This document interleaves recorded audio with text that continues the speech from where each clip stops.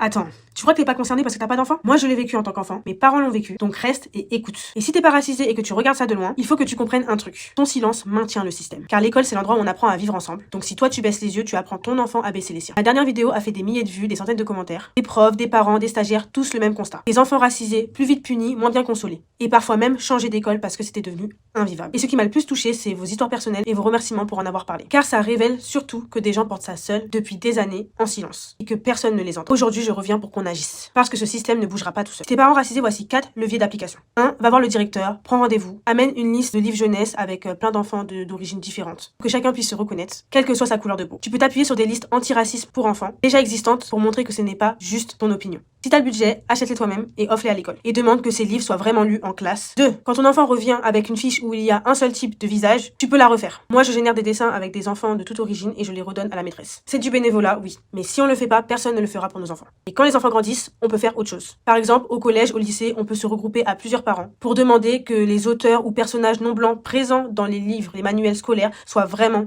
étudiés. Pas juste là pour faire joli. 3. Parler à ton enfant de ce qu'il vit à l'école. On sait que les enfants racisés ont tendance à minimiser ce qu'ils subissent, donc on valide ce qu'il ressent, on met des mots sur le racisme et on lui explique qu'il n'est pas trop sensible et qu'il a le droit de dire non. En 4, on documente tout. Note les incidents, les dates, ce qui a été dit, qui était là. Garde les mails, prends des photos des travaux problématiques. Plus c'est concret, plus c'est difficile de balayer ça sous le tapis en le déguisant en malentendu. Par exemple, pour ma part, une photo de lutin blanc avec mon fils dessus en guise de visage, c'est non. Dans la prochaine vidéo, je te parle à toi si t'es pas racisé et à toi si tu travailles avec les enfants.